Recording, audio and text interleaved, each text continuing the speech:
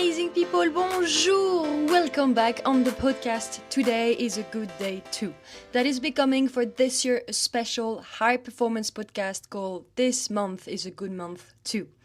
In this new format, I am taking you every month on an exclusive journey behind the scenes of my preparation towards Paris 2024 Olympic Games.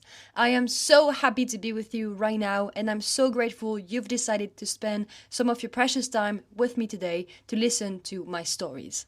If you are new here and it's the first time you're listening, welcome on board. My name is Lucie Herman. I'm 26 years old. I'm a field hockey goalkeeper playing for the French senior women national team and for the Dutch club called Den Bosch.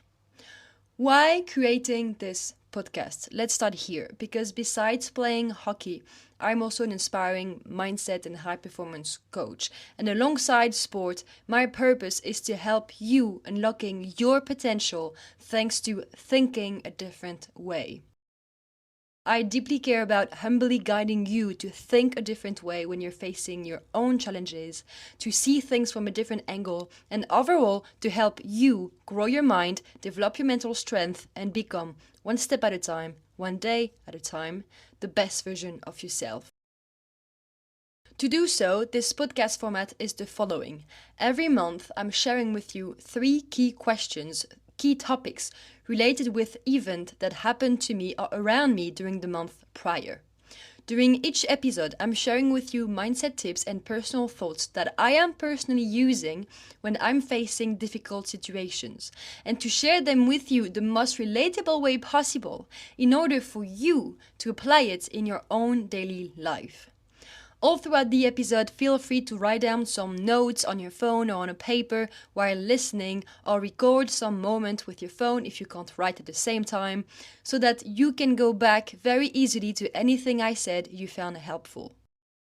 And of course, if you enjoyed this podcast or this episode, you can subscribe to it on any platform you're listening your podcast on, so you won't miss any upcoming episodes.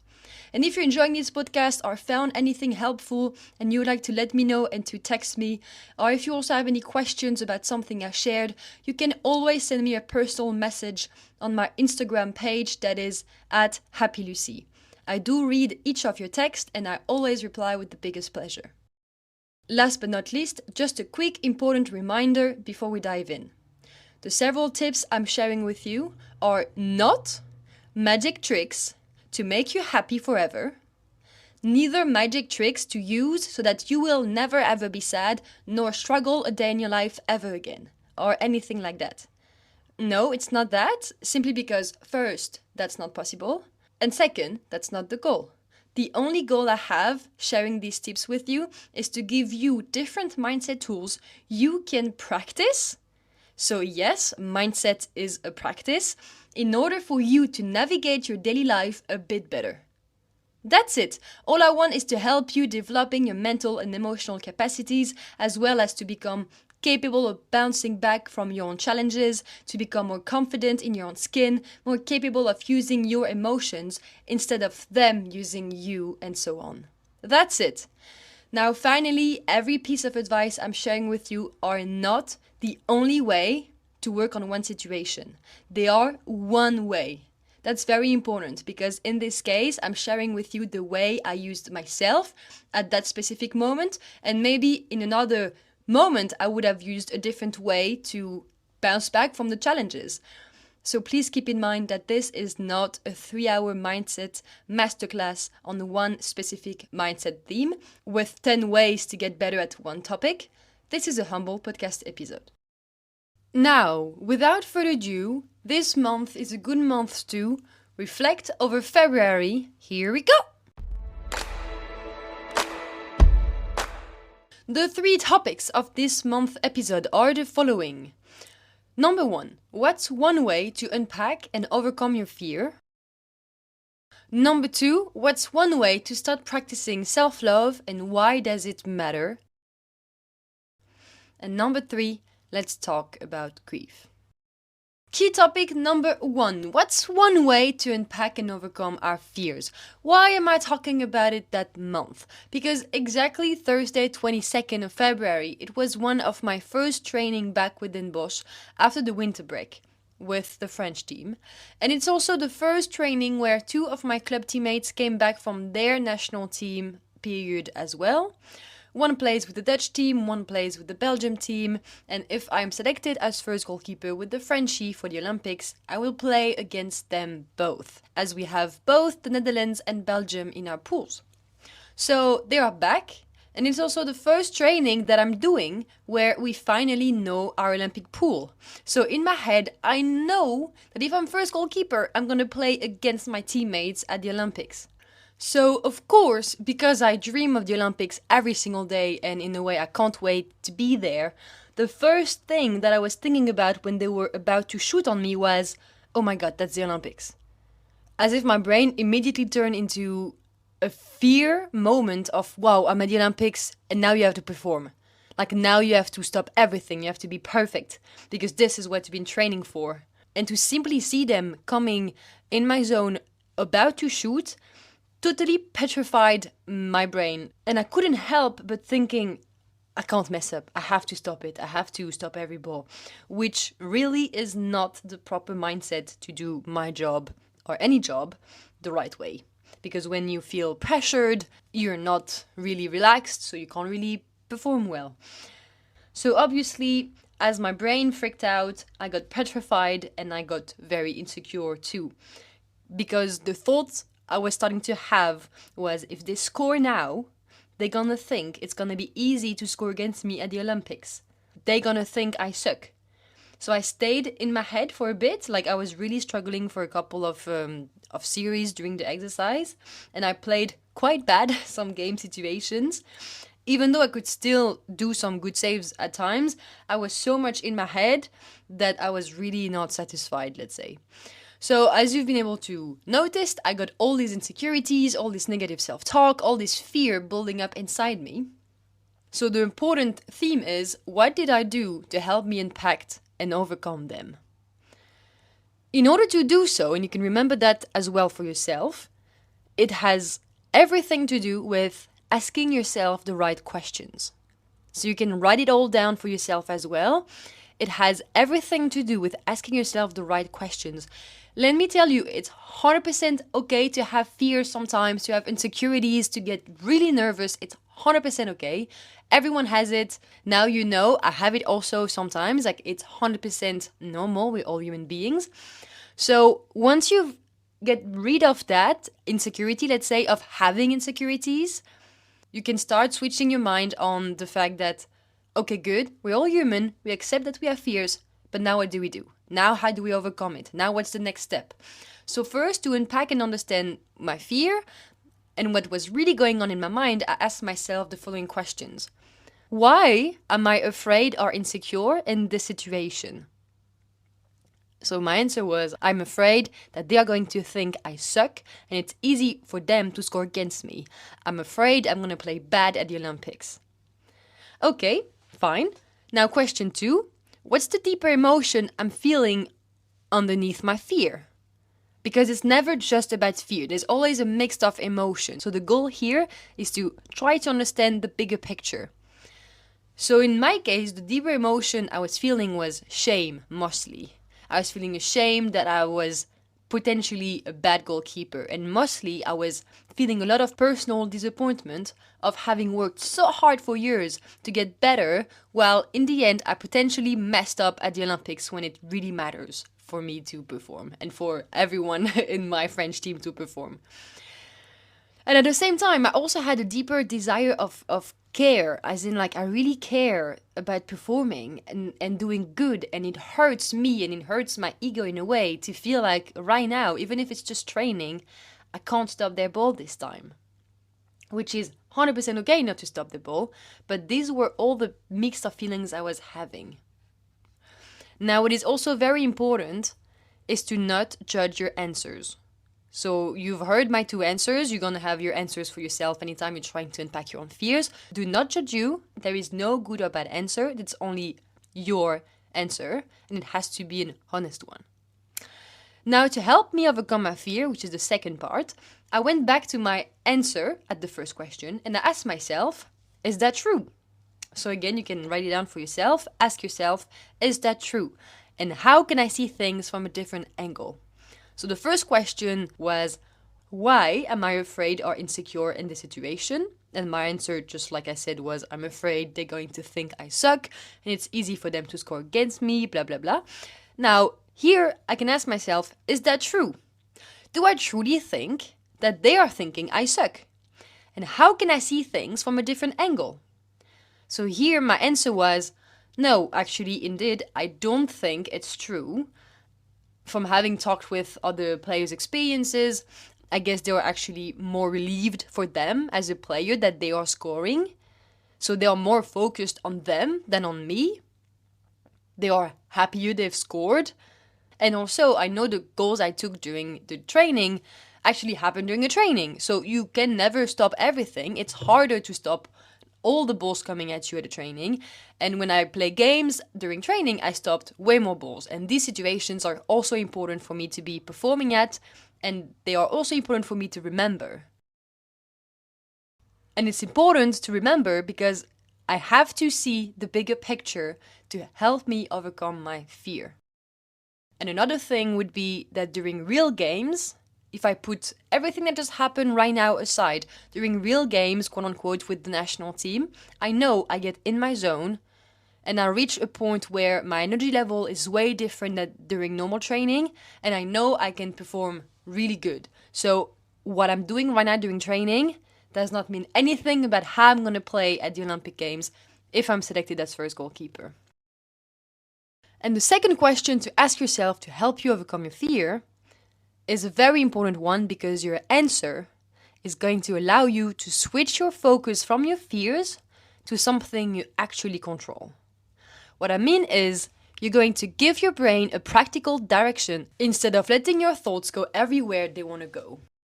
And that question to ask yourself is, what is one practical thing I can do or focus on in order to help me overcome my fear? Your answer can be absolutely anything you want. It's going to depend on the situation you are in. As long as it's something that is not related with results, I'm happy with any answer you could find. Let's say, for example, I would say, I'm focusing on stopping every single ball. That's a result. But it doesn't work because achieving that does not only depend on me.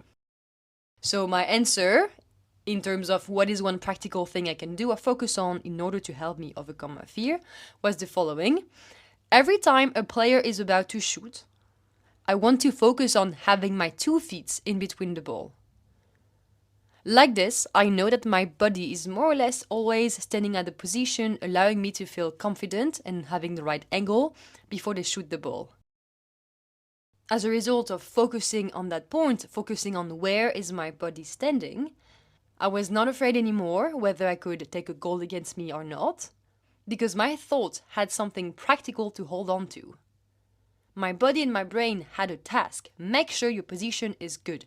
And this is something I can control 100% of the time. If there is a goal or not, in the end, we don't care. We only care about our positioning.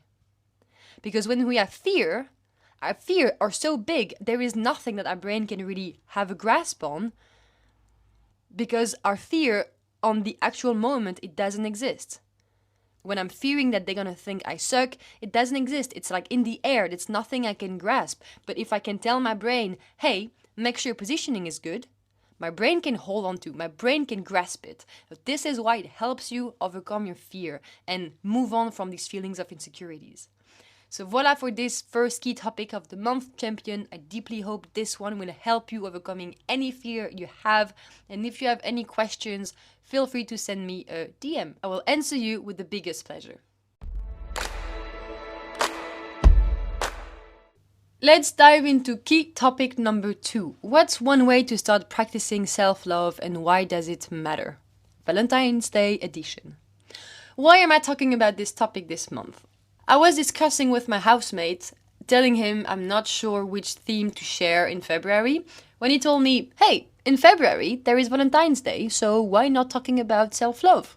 And I thought, you know what? That's a very good idea, different from the sport, and also a very important topic to talk about and raise awareness on.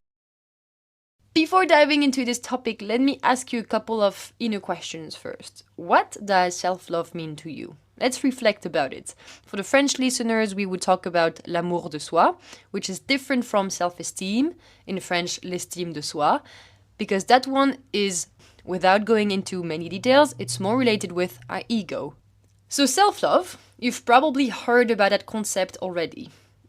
What does it mean to you when you hear it? Would you say you have a positive definition or vision of this concept? Or more negative one or a neutral one? If it's a negative vision or a negative definition that you have, why is that? Ask yourself what has been your experience with this concept so that you have a negative vision of it. And if you have a neutral or a positive vision already, that's also good. And why is that? What is your relationship with self-love?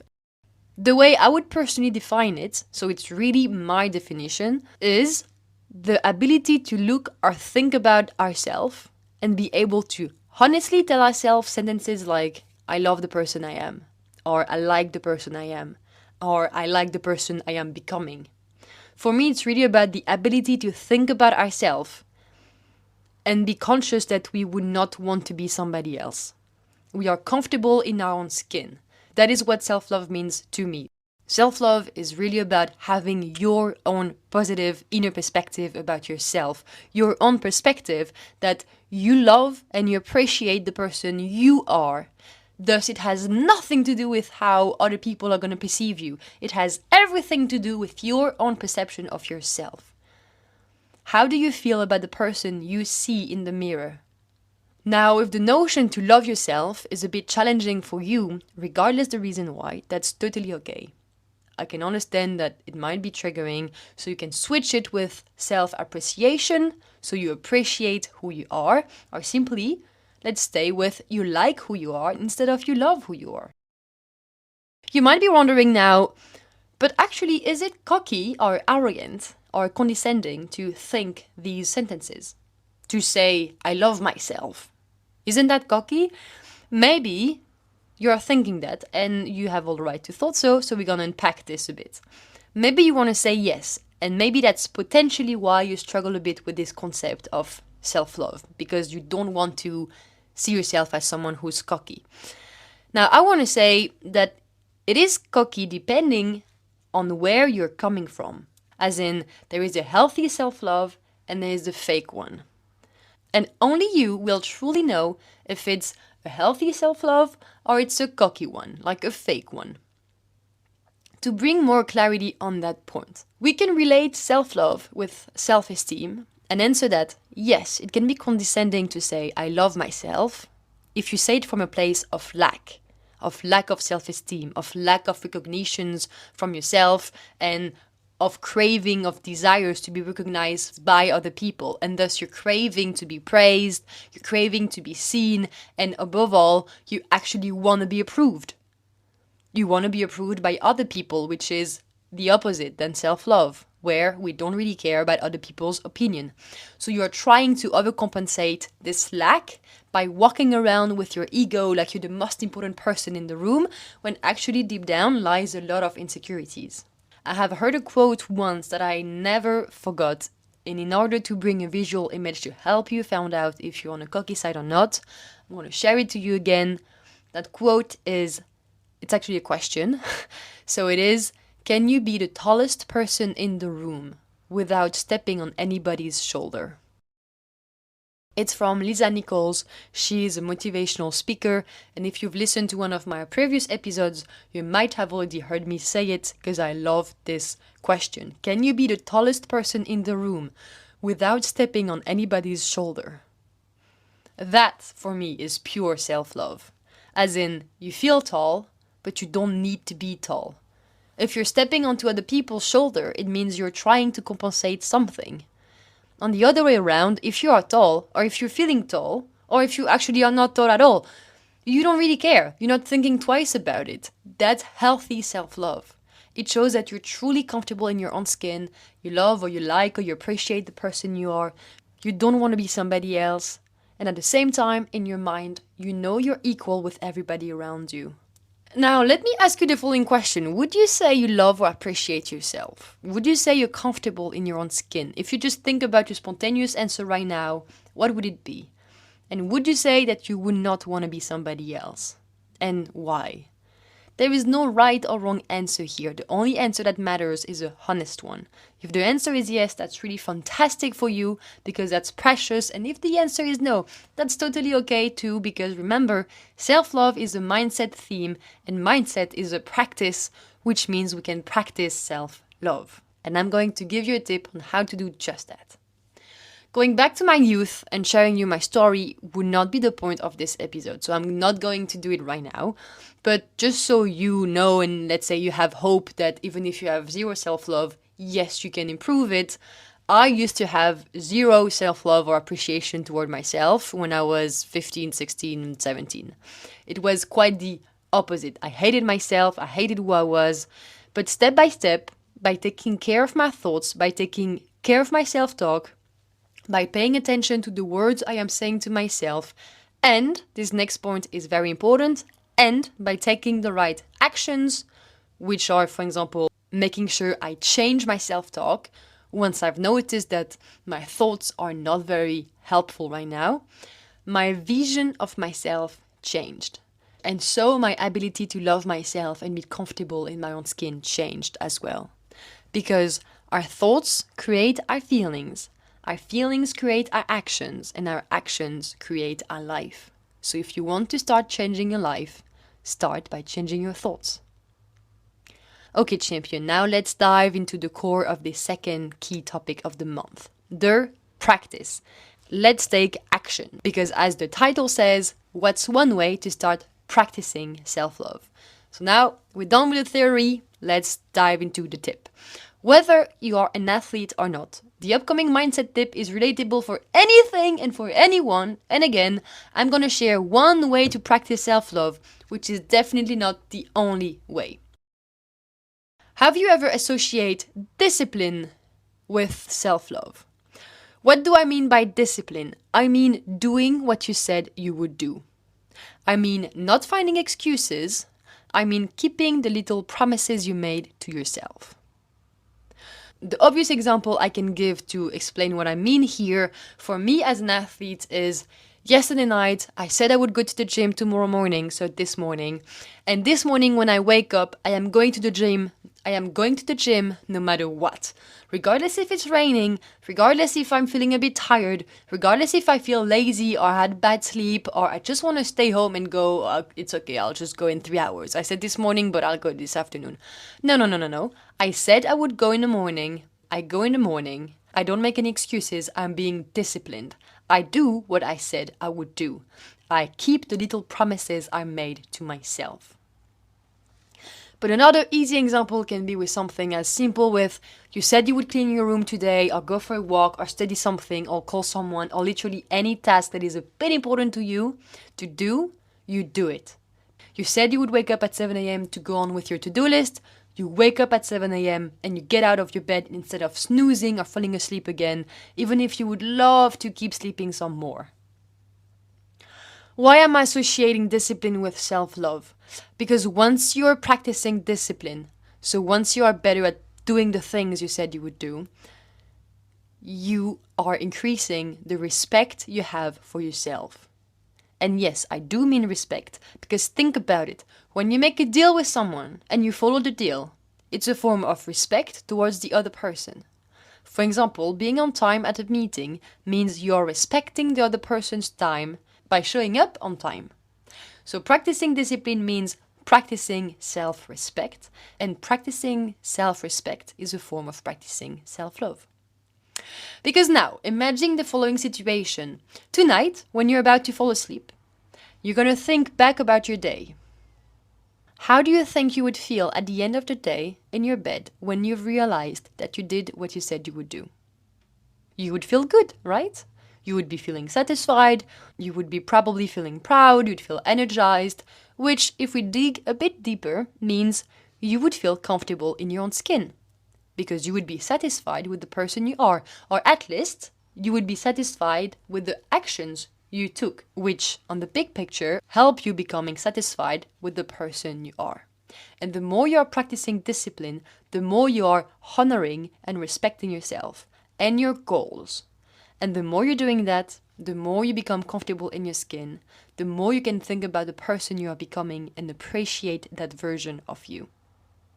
So next time you want to find excuses for something, switch your thoughts and say, no, no, no, no, no, we're not doing that. I said I would do it. I'm going to do it anyway. I stick with the little promises I made with myself. Now, maybe you're just about to start practicing self-love, but you actually really start from zero, like you really struggle with self-love and with this notion of self-love. Or maybe you're already aware that you're quite comfortable in your own skin. Maybe you're already a bit appreciating the person you are, but you would still want to make it a bit better. There is another important notion that I'm going to share with you that I really would love for you to keep in mind all the time, which is start small, start easy, but start. Start with one task that you're going to set for yourself for the day. Start with one. Really, please promise me that. Start with one. Start small, start easy, but start. Because it's totally okay to start with one. You really don't need to achieve 10 things to practice discipline. I really just want you to start with one. For example, with me, if I would have to practice discipline my way and I would have to set one thing every day, whatever I want, one thing, it would be going to the gym. And on days where I don't train, because it's very important to rest sometimes as well, I would say one thing, fine, I'm going to make sure I'm eating healthy and nutritious meals. I'm really not talking about having discipline all throughout your whole day, because that's really not the goal, because that's not sustainable. We want to start practicing something that we can apply every day, and one task a day that is doable. Even if the task is just to get out of your bed and dress up, that works. Because at the beginning, when we are struggling with self-love and we want to increase it or we want to strengthen it, the goal is to build a strong foundation. A foundation of self-trust. That self-trust that you know about yourself, that you can set yourself one task and achieve it. Why is it important to start with one and to build a strong foundation of self-trust? Because if you start too fast with the whole list, from the moment that you're going to miss one day or from the moment that you're going to miss one task, I know and you know, everybody know that it's going to have a very bad side effect on you and you're going to be most likely to feel worse about yourself and you're most likely to completely want to give up on practicing discipline ever again, which is everything that we don't want you to do. So start with one day at a time, start for 1 month, every day, no matter how small it is, make one little promises to yourself. And stick with it. And also one that you know it's reachable for you. For example, if you never run, do not start by saying, okay, from tomorrow I'm gonna run 10 kilometers. Because that's also very overwhelming. That feels very overwhelming or very challenging for your brain and for your body. So you might fail and stop halfway. And if you fail at this first task, you're going to feel terrible about yourself. And again, you are most likely to give up on practicing discipline forever. The same way, if, for example, you have been eating a lot of junk food during your week, don't say, from tomorrow, I only eat healthy forever, but instead decide that from next week, we start small, we start easy. I eat one healthier meal during the week. Just one healthier meal during my week. I can have junk food the rest of the time, but one healthier meal, that's what I want to do. Because then from one, you'll be capable of switching to 2 healthy meals a week. From 2, you'll be able to switch from 3, and so on. But really start small, start easy, but start.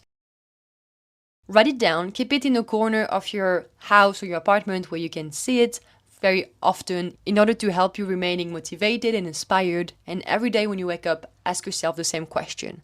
What is one little task, one mission, one little promise I want to set for myself today in order to practice discipline and love myself more? Moreover, before ending this second key topic of the day, let's dive into part 2, which is we talked about the what is one way of practicing self-love, and the how to do it. Now let's talk about the why. Why does it matter to practice self-love? Very quickly, for the very simple and precious reason why that it is going to increase your daily peace so much. Trust me, it's going to increase your joy, your happiness, your self-esteem, your self-confidence, and probably way more. And at the same time, it's going to decrease our human natural ability to compare ourselves with other people, which is very precious for our peace of mind. Once we are practicing self-love, we are not waiting for anyone else to love us so we can love ourselves. We are not expecting anyone else to fill up a gap that only us can actually truly fill. We have our own back. Now let's dive into the third and last key topic of February. This last one is not about sport at all neither, it's about grief. Let's talk about grief. But before we do that, let me warn you, if you're emotionally unstable lately or very sensitive to this topic, for whatever reasons, and you don't want to hear about that, I really recommend you to pause this podcast right now and to start do something else, because I don't want you to be triggered by listening to me talking about what I'm going to say. But if you are interested just to listen about what I want to say or listen about my story, or just if you would like some perspective about grief for yourself or for anyone you might know, you are more than welcome to keep on listening. Now, the reason why I want to talk about grief this month is because last February the 16th was the third year of the anniversary of the passing of my dad, which is also, like I prefer calling it, is his third heavenly birthday.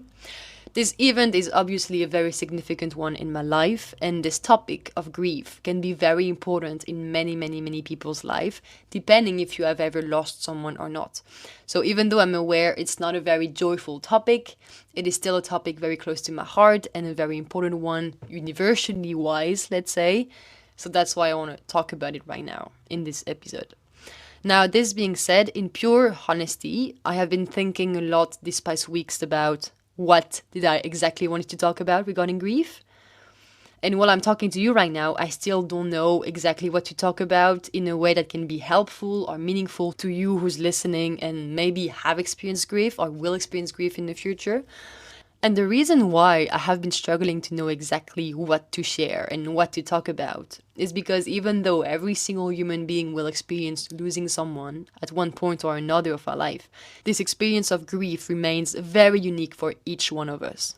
And it doesn't necessarily feel very right for me to give any tip or share how I deal about it, because again, it's very unique and there is no rule, but it's a very important topic to talk about, I believe, so I'm gonna try anyway, and I'm gonna start talking about grief using this angle, which is how much grief is a very unique experience for every one of us who are actually experiencing it.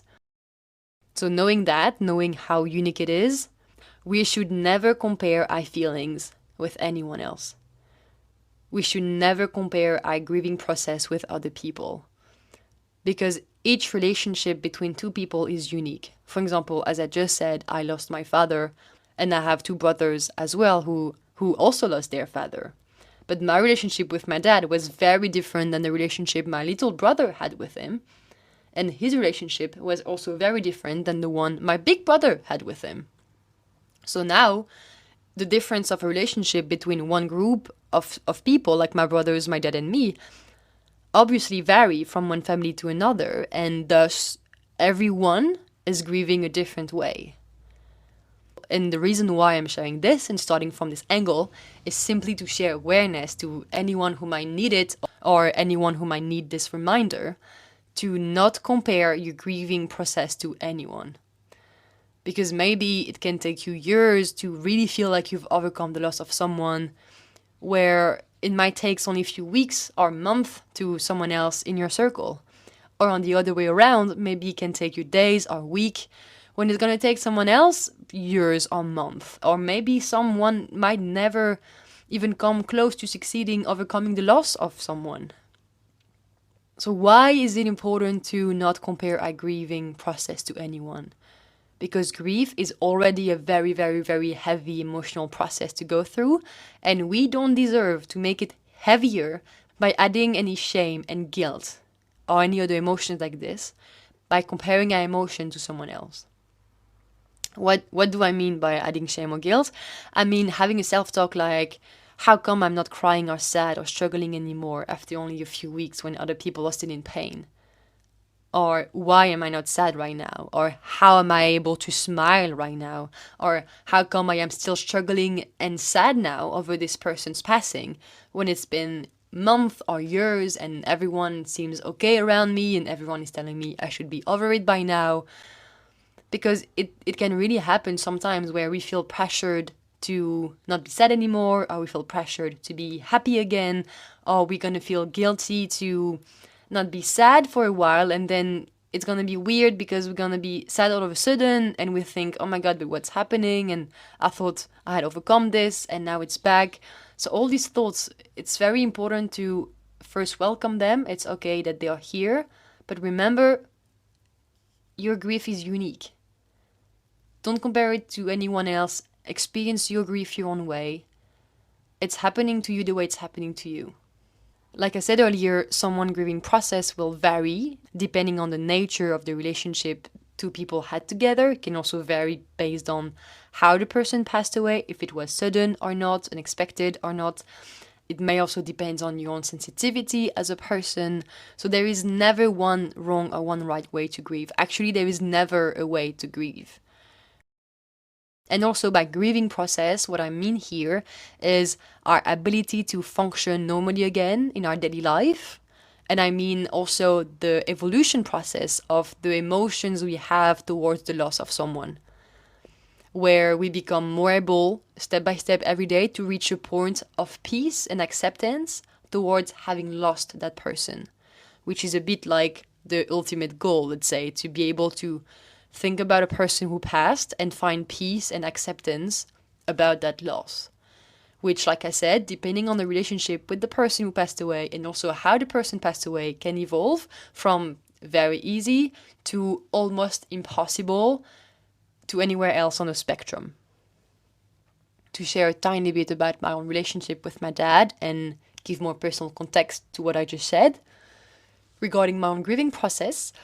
In my case, it was easier to accept the passing of my father, even if his passing was very sudden, and to reach a point of peace about it because I knew I had already told him in the past things that were very important for me that he did to me. I never said things thinking he would die very soon. I only said some things at some point of my life or another because it's important for me to let people know how much they mean to me or how much something they did for me meant to me, purely because I've always had the mindset of I don't want to reach a time in my life where I think, man, that's a shame. I wish I would have told them while I could say that to them. I wish I didn't have these regrets of having kept things for myself. And which, in the case of the sudden passing of my father, was very helpful because I didn't have any regrets. I mean, well, of course, you have some regrets, but I was not thinking, I wish I would have had said that to him. And if you have this thought, like, oh, I wish I would have said that to him or her, that's okay. It happens. Eventually consider using that as a sort of lesson to inspire you now in your life with the people you have around you to not have this regret and to make sure you are saying the things that are very important for you before it's too late. Use that experience and use these regrets as a way to first honor that person, honor her passing, and honor your relationship, to be fueled by love with the people who are still alive in your circle, to let them know how much they mean to you. Now, also to keep on talking about grief overall, you can also, if you want, sort of check in with yourself, if you want to, and check in as in set aside the usual yes, I'm fine answer, and instead really take a moment as well to just honor the relationship you had with the person, to question yourself, how am I truly feeling about that person's passing? If you really don't feel like feeling that right now and thinking about it right now, again, you can pause and move to another podcast or go listen to music. But maybe you can think about, is there any emotions that I haven't felt yet or I haven't given much space yet, which could prevent me to really start to feel at peace with that person's passing? Is there any emotions that I haven't allowed to be there for some reasons? And based on your answer, again, if you want, I can suggest you to check in with yourself first by asking yourself, why haven't I allowed myself to feel some of my emotions before? In order to find out if maybe you're carrying some extra feeling of guilt or fear or anger or hurt or any emotions possible. And second, you can ask yourself, if you want to, what are decisions I can take or I am willing to take or perspective that I can start thinking about and work on in order to help me heal more. That's the only wish I would have for you if you're struggling with grief, is to find decisions or perspective or actions to start doing that could help you heal more, because this is what you deserve. For example, it can be deciding to go to therapy, even just for 1 or 2 sessions, to talk about your feelings and experience with a professional who is here to guide you. Or maybe you can spend some time creating something in order to process your feelings. For example, for one of my dad's recent birthday, I took some time by myself and I painted something for him to honor him and simply to help me feel and process my feelings on that day. And having taken a moment to paint something for him allowed me to also feel present and connected with him. So it can be something like that, or go to a place that the person loved, or do an activity that the person loved. Again, in order to feel like you are connected with him. You can also consider writing down a letter or a poem to the person with things that you wish you had told her or him, in order to get things and words out of your heart and your mind. Or you can also write a letter to yourself if you're carrying feelings getting too heavy to allow you to process your grief or to feel more peace in your daily life. Or simply talk out loud to that person, like really out loud. I know it's something I do often on my bike. Well, not that often, but sometimes if I need, I'm going to talk out loud to my dad and I say simply things that I would love to share with him.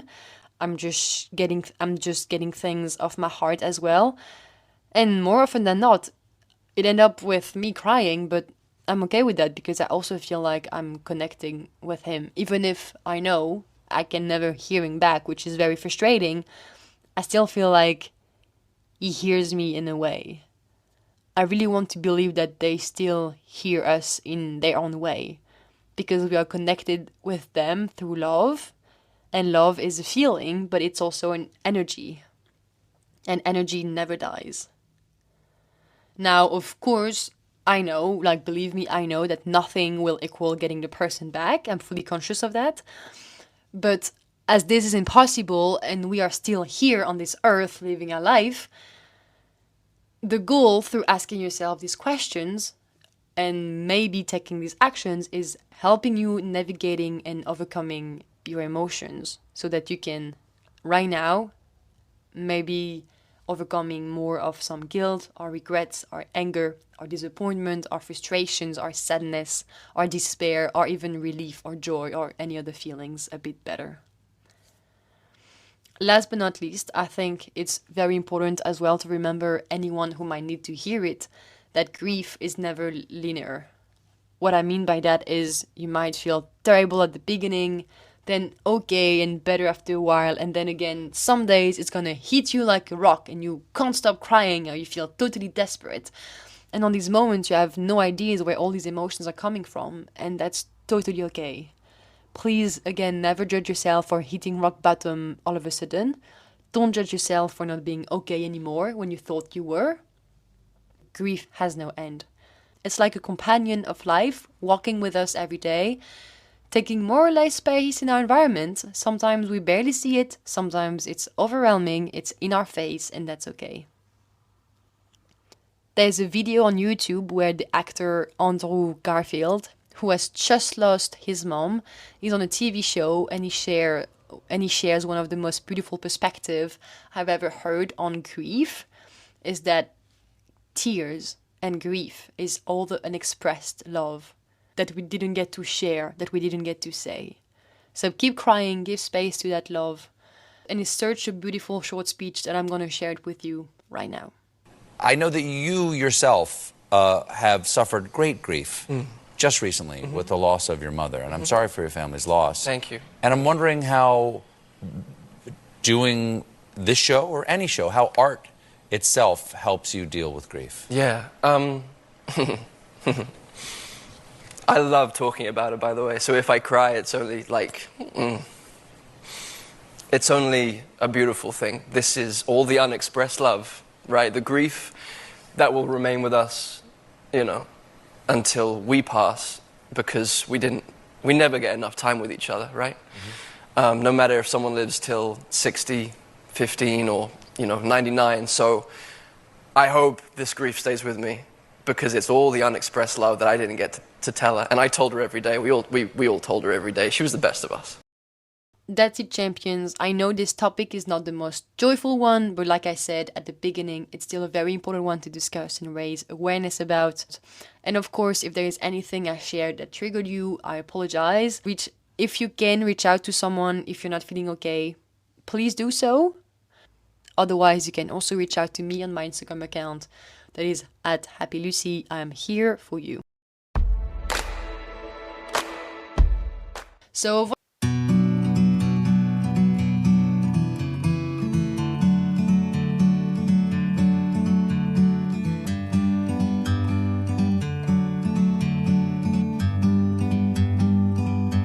like a bird on a tree,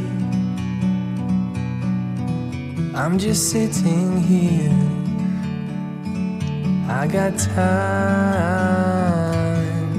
it's clear to see. From up here, the world seems small. We can sit together. It's so beautiful, you and me. We meant to be in the great outdoors, forever free.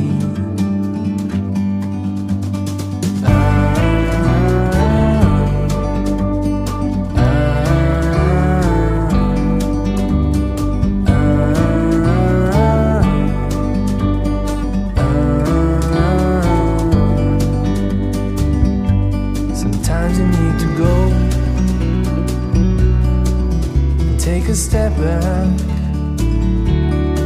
to see the truth around you. From a distance you can tell.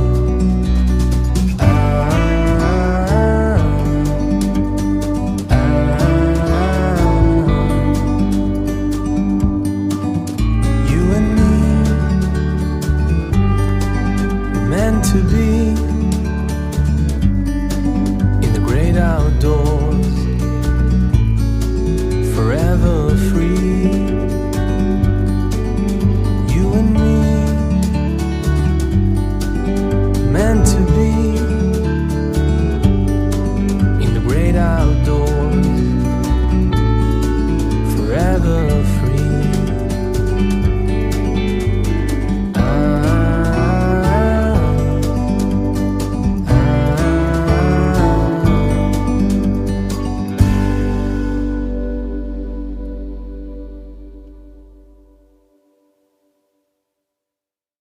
Voilà, champions, that's it for this month's episode. There is no 3 final questions of the month because it doesn't feel right to just go from grief to asking you regular questions about inner work. Now, thank you so much for having listened and for being here. I am so grateful for being on this journey with you. If you've enjoyed this episode, you can share it with a friend whom you think will benefit from one of the 3 topics I've shared in this episode. And please, like always, take good care of you and of your life and of your mind, because you matter. In case no one has told you today, this is a reminder that you are loved, you are enough, and you can do all things. I wish you to have a great day, and if for whatever reasons you cannot have a great day, then that's okay. Just have a day, because that's great too. Okay, bye now. You're amazing!